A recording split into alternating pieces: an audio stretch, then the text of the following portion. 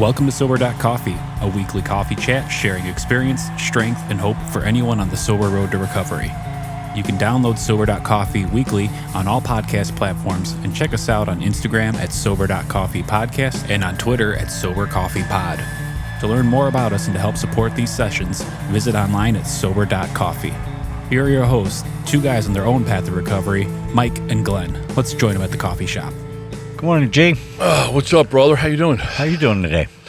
You know, Brian in the studio here has a bunch of boxing stuff, and I'm I know. What is that? Well, I'm thinking about the Tyson fight. Oh, my I didn't goodness. see it. I didn't stay up. I love my sleep. I crave sleep, but I didn't stay up. But I heard he lost. Yeah, I I fought my whole life. I'm done fighting. Oh my God, that's like, hey Brian, we should underline that for some sort of clip. Man, he gave up. He stopped fighting and then just started living. I know. Stopped fighting, started living. Yeah. No, that's fantastic, man. Hey, I always love being in the studio with you. Yeah. Full transparency. We start super early on Saturday mornings. Super early for like in Central Standard Time. Then we've got special people who wake up even earlier to join us. I think she said, I know we have a table for three today. Yes. I think she said this is the earliest she's ever woken up. Did you just stay awake last night, Chaylee? No, I went to bed early. Oh, good for you. Well, welcome. Yeah, So just a welcome. little backstory here. We're out on social media all over the place. We got, I forget all of our handles or @s or whatever it's called, Right. but On Instagram, X. Yeah, so I'm out anonymously sober, like on TikTok, and I connected with Chaylee, and quickly saw something different, right? And I don't know the story she's going to share, her story of experience, strength, and hope. But she's got over 2 years of sobriety. Wow. And there was somebody in there who I think that was the TikTok where. I told her, I said, hey, I said, I do this, I co-host a podcast with Mikey, Sober.Coffee, and then somebody else in the chat was like, oh my gosh, I love that. I thought, so it's crazy. Was it a relative of mine? Because I think that's really the only listeners we have are relatives of mine. Mikey's mom. So Chaylee, welcome. Yeah, welcome. Chaylee, welcome. And just for a point of clarification, you are in what part of the country? I'm in Seattle, Washington. Seattle, Washington. So it's 5:30 in the morning there. It's 5:30. What dedication? Yeah. What dedication to helping the next guy? That's great. Yeah, no, I was excited. Thank you guys for having me. So tell us about your sober story, your experience, strength, and hope, kind of what happened, what you did, and where you're at today, and what your hope is for the future. Okay, yeah. So what happened as far as getting sober, I've gotten to, it was legal matters, technically. Oh, I feel I feel your pain there. Handcuffs. That's right. Yes. I've gotten 2 DUIs now, and the second DUI was kind of the final straw for me, I guess. But it's really been, since I didn't hurt or kill anybody, thankfully, Yes. that it's actually been the biggest blessing in my life, getting those DUIs. Isn't that crazy? Besides, Can I interrupt you for a second? The moment it Yeah. happened, right? So when I got pulled over, right?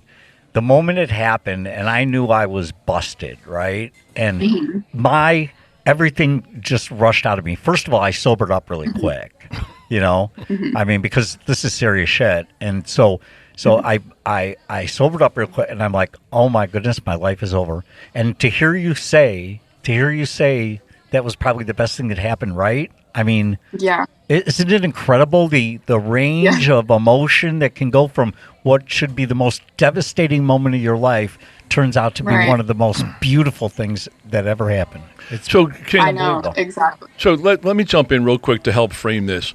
First of all, I learned early in life never ask a woman her age. But are you in 20s, 30s, 40s, 50s, or 70s? I'm 29. Okay. 29, okay. So on the younger side. Yes. Okay. Yes. Well, compared to Mike and me. Definitely compared to me. Yeah. I've got underwear older than that. Okay, so thanks, Mike. All right, Brian like that. all right, so the legal side. But let me ask you a question. So were you drinking and partying on a regular basis? Was this a one-off? Were you partying for fun? Were you partying or were you drinking to escape? What did that look like? Yeah, I mean, I honestly, all of them, definitely not a one-off, but all of the other things that you said. It got to a point that I was definitely drinking every day, going out a lot. I was always the last one to leave the bar, and if people were trying to make me leave early, I would get super angry and like tell them to leave. I would stay by myself, and sadly it actually got to a point that in the mornings when I would get an energy drink from the coffee stand and actually like fill the energy drink with vodka. I've never heard that. I would never think to do that. Oh my goodness, that's a lie right there. I'm just kidding. Yeah. For work, like drinking at work even. Sure. So from what I know about you, you have a professional job. Yes. Right. Yeah. So drinking at your professional job is probably not career enhancing. No, that was definitely, it's embarrassing. It's embarrassing to say for sure. Cause that's where it got though. Yeah. So, and besides the DUIs, I've been to jail multiple times, the emergency room multiple times. I was inconsiderate of others, angry, physical with people, and just like completely not myself. I was just a very depressed person, obviously from like trauma. We all have trauma that we're dealing with. So yes, I drink to escape depression, to party, just all of the above, really. Yeah. Wow. So then you got your second DUI, right? Mm-hmm. Yeah. And then what? I guess I'll start from the first one to go into the second because they kind of were shortly after one another. I think I was 24 when I got the first one. And I flipped my grandma's van because I was borrowing her van. I actually flipped it. So it was a pretty bad one. So I got charged with that DUI. I had the interlock device for a year. And when I got it out, I think it was about 2 weeks that I calmed down. And then after about 2 weeks, I was drinking and driving again. I lived in Seattle, like downtown. So I was like running red lights, speeding, just thinking it was cool. Superwoman. Like it was, yeah. It only took 2 weeks. And then I think I was being stupid for about 2 or 3 months until the second one where I raced somebody on the highway or something. We were going like 100 and I accidentally sideswiped them and there was like a cop just right there, of course. So was and I think I was 26 for that one because, DUIs take a long time to process. Right. And so then that finally got resolved but after a year. So I was 27. And then I did a deferred prosecution for that one. So, if I don't get in trouble again, it'll get taken off my record. Went to treatment for 2 years. So I didn't do AA necessarily, but I was in a 2-year treatment program where I did therapy twice a week for 2 years. And it was a one group therapy with other people that related, were also alcoholics, and then one individual. Were these? This was outpatient then. So you're not in a rehab facility. You're outpatient. Still doing your day job. Yes. Okay, gotcha. And did they like drug and alcohol test you all throughout the way? Yeah. They're pretty strict on that. Yeah. And my therapist ended up. She's the best person I've ever met in my life. Like, I love hearing that. Total mom vibes. Yeah. Like everything that happened. Can I guess that you have a very honest relationship with her? I found with my therapist, yes. I had literally 20, right, that I tried because people said, you need therapy. I'm like, yeah, whatever. So I'd go and I'd lie right? Or I Yeah. wouldn't ask them. I'm like, they're like, well, maybe you're drinking too much. Well, maybe you're talking too much. Maybe you charge too much. Let's talk about you. What was your childhood trauma? You know, but it turns out that when I became honest with my therapist, It's amazing how that works. everything changed for me. Everything. Mhm. And I've got For sure. I've got a therapist who's a young lady, but she's trained in addiction as well as additional, traumas. So it's fantastic. Yeah.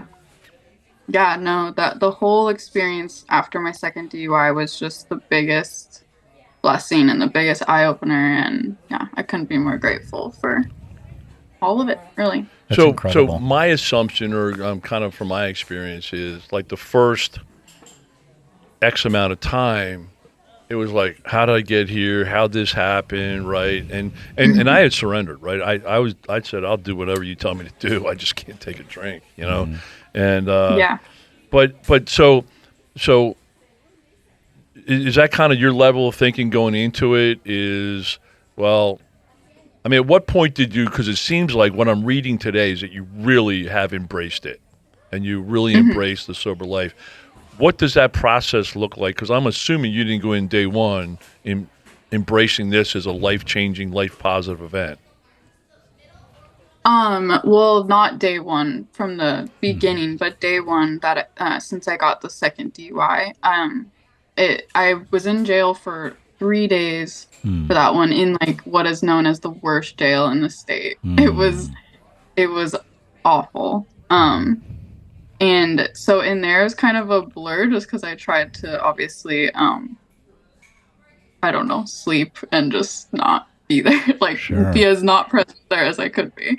But the day that I came out, it wasn't even really a thought. It was just, I just knew that I was never gonna have a drink again. So I don't Wow. know that's great. I don't know how helpful that is to like people struggling, because for me, it's just when I say I'm going to do or not going to do something, that's just what it is. It's kind of like almost a pride thing, I guess. Like, I'm not gonna fail myself. I'm not gonna go back on something I said that I'm not gonna do. So it's like I just simply don't drink, and I'm not gonna have a drink again.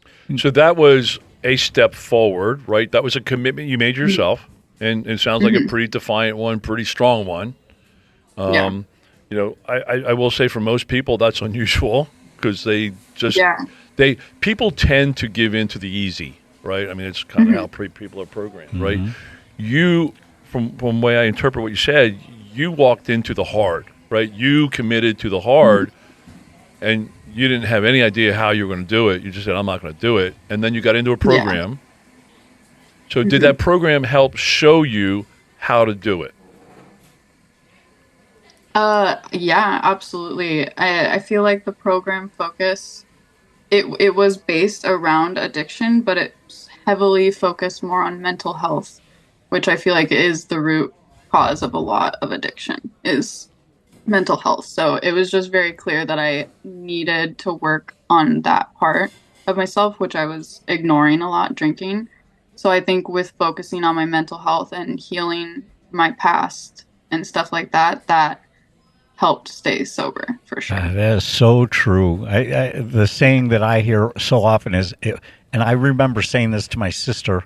I was on the back deck of my house, and she's like, man, you're drinking. You're destroying everything. I said, it's not the drinking. It's not the drinking. Somebody's got to understand me. I got a deeper rooted issue here. It's the drinking is just something I do, whatever. It's not my problem. My problem is my mental health. That's my problem. And until I got to the other thing that really jumped out at me, what you said is this transition you had, this epiphany you had, that this is going to be different this time, right? I had a similar experience in that, not that I believed I had it within me to do it, because boy, I had tried and tried and tried to stop drinking on my own, and I just, I made many commitments to myself and didn't live up to them. But there was a moment where I believed I could, right? And it was early on in this, in my treatment, where I said, hey, you know what? I'm sitting across from the table from somebody who's done it. Maybe I can do it. we're sitting here in this coffee shop this morning with somebody who's doing it. I mean, your hope, your inspiration, because now I believe it can be done. Right? Does that make sense? And it's like, I mean, when I'm sitting here, and Chaylee, I heard you use the word mental health, and you know, and you said, hey, I just made that commitment. I would just went cross that line, and then I'm not going to take another drink, and then you got some tools, right, and a program to help you do that. But I'm just thinking, how many times, hundreds of times, I made myself that solemn, sincere commitment, Glenn, I'm not going to drink again. That was my last drink. And I drank again and again and again. And the shame, right? Because I'm a strong person. In business, I mean, you're a rock star. In areas of my life, I am incredibly strong. But when it came to alcohol, I said, I'm not going to take another drink. And that shame, and it was a cycle, right? And then I would drink to get rid of that shame because I absolutely hated myself. You know, I remember, I can't believe I'm going to fess up to this story. With my ex-wife, we went to a hospital program this is early on, this is like 2000, just to put my foot in the water to see if I had a drinking problem. Right? I'm drinking a handle a day. Well, let's see if I have a drinking problem. Yeah, right. So we go, and there's a group. It's an exploratory session at this hospital, right? And there's like 20 people there with their spouses, and so Glenn, you know, raises his hand with his comment because I was always the smartest guy in the room, and I'm like, yeah, you know, and he goes like, hey, we have, cancer patients in this hospital, that, you know, I said, it's easy for them. I said, they just go in and get the cancer cut out, and they go on and live their own life. I said, I have to go into the bathroom and look at myself in the mirror and deal with me, right? That's the mental health part of it. I have to deal with me. I can't have me cut out of me, you know? I said, I have to deal with me. So the facilitator, you know, very wise guy, says, hey, folks, let's take a break. I want to take Glenn on a tour. And he took me on a tour on the floor of the kids with cancer. And he says, can you imagine, Glenn, what you just said, going to each one of these people and saying, hey, all you have to do to live a great life and be cured is not drink that drink that's next to your bed. You know?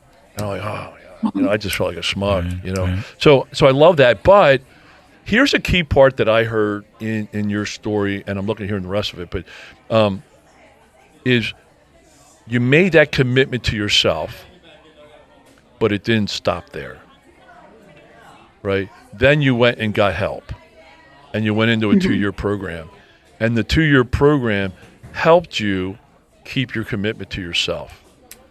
So many times I and others, we make those commitments, but we don't do anything. We don't do the supporting work. You know, we just sit on the couch and make these commitments, and then they don't come true because we didn't do the work. Yeah, definitely. And I feel like I feel what you're saying with living with yourself. That was a big part for me too, because I definitely did not love myself or care about myself at all, or in no consideration for other people.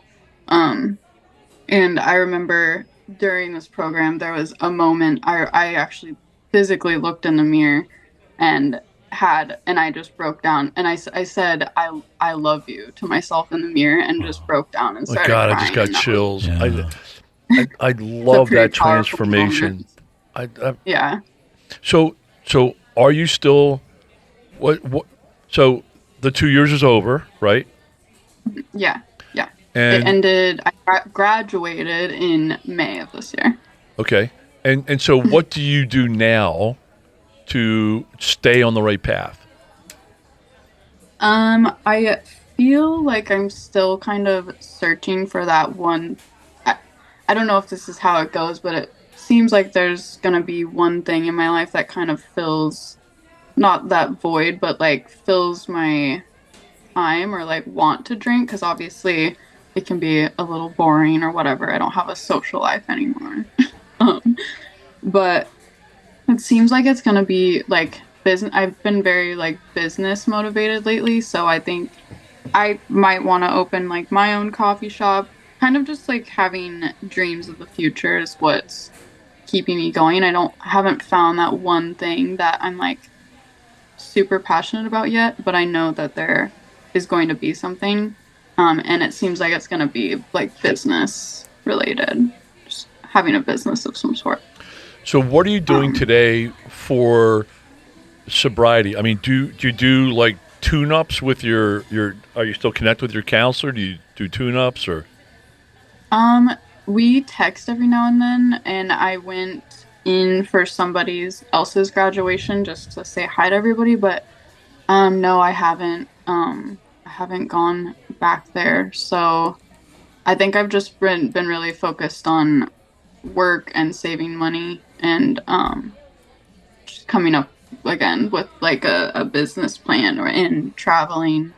I'm gonna move to Florida soon. Like I'm just kind of just trying to keep my eyes on the future, I think is what's because for the first time in my life I feel like I'm not waiting. Like it feels like all of the bad things are behind me. I'm not waiting for the next like bad thing to happen to me. Next shoe to drop.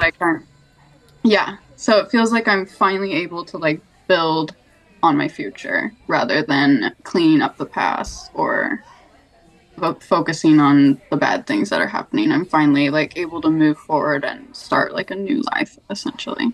A new chapter. Boy, that sounds super exciting. So what I do know is there are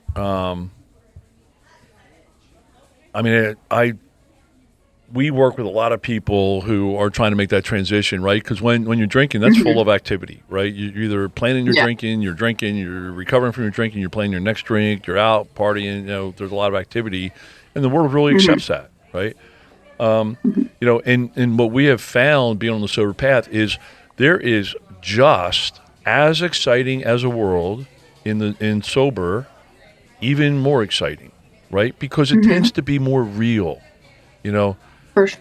I used to go to the bar with some of my best buddies as long as I was paying the tab. Right? And but it wasn't real. And as soon as I stopped paying the tab, they no longer came around. It's funny how that works. It's crazy how that works, isn't it? It works. So okay. So where in Florida are you thinking of moving? St. Petersburg. Is that on the Atlantic coast? No. It's on Gulf the Coast. Gulf. Gulf Coast. All right. Yeah, Gulf Coast. All right. Yeah. And do you have family there? Do you have business opportunity there? Or? No, I work from home, so I'm able to kind of go wherever I want. But it's just I've always, since like high school, just wanted to live somewhere warm. I wanted to go to school in California, but I gave that up for a guy, basically. So that didn't happen. I was going to say, how'd that work out for you? Yeah, no, never do anything for a guy. Yeah, don't. Guys are overrated. Trust guys me. Suck. Yeah. So it's kind of just something I've always wanted to do. So it just feels like a good time to do that. I want to go experience it before I decide like where I want to settle down. Since I'm getting to that, you know, approaching my 30s, I want to buy a home and start like growing roots somewhere. So I don't want to have regrets when I'm older. So it's just kind of an experience. I'm going to do a 6-month trial there. It's amazing. It's amazing that you're thinking with this clarity and this kind of excitement. And, you know, it's none of that stuff. I had none of that when I was out there drinking. It was just like Glenn said, where's my next drink coming from? That was, you know, what's going on tonight, right? That was the only thought. So yeah, it does feel very life-changing to finally be able to like think of things like that. Mm-hmm. So what, as we close up this little coffee shop session. But we'll have you back, right? Yeah. Yeah.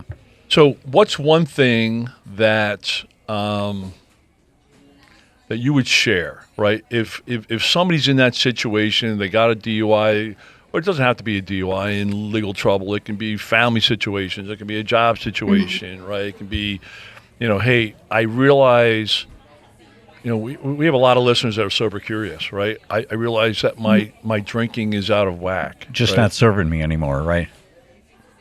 Yeah, it's starting to cause more problems than it is fun, right? You know, what's one piece of advice or thought that you could give them of kind of either A, next steps, or B, just a level of hope that there's there's something better out there than having to, go around that circus. Yeah, I honestly, as simple as it might sound, my honest opinion would be do whatever you can to get into therapy, like get a therapist. For me, I think anyone, drinking or not, could use therapy. So especially with drinking, like there's got to be a lot of built up things that you don't think about when you're an alcoholic. And I just think going to therapy is super important to me, or even listening to podcasts of stories like this, so that you know that people go through a lot of shit. So, and you're not the only one going through something. Oh, and that just is so profound. Yep. Yeah, knowing that there's so many people going through this too. If you can't get to therapy, but really my advice would be do whatever you can to get in therapy. That is I think it's been really helpful for me. So that's what I. That's thought. awesome. You know what? On our next session with Chaylee, we should explore that. We should Yeah, go let's go deeper dive into deeper. therapy, and because Mikey's been there, Yeah. I've been there, or you are there, I am there, and you are there. So there's a lot of people that T word's a bad word. It's exactly. I'm not a mental case. I'm never going to go to a therapist, but they're the most brilliant people in the world. All right. Hey, Yeah. Chaylee, it's been great having you. Yep. You come back next week? Yeah. All right, next week, same time in the coffee shop. All right, awesome. Okay. Thanks, Sounds Chaylee. good. Thank you. Good to see you. Bye. Thanks for joining us for today's coffee chat. To contact the show, email us at podcast@sober.coffee. If you need immediate help, the AA hotline is 800-839-1686. The National Suicide Prevention Hotline is 800-273-8255. Remember, Mike and Glenn are sharing their own journey on the path to recovery. Any suggestions, medical or otherwise, are their own experiences and should not be viewed as professional advice. See you next week, and remember, there is a solution.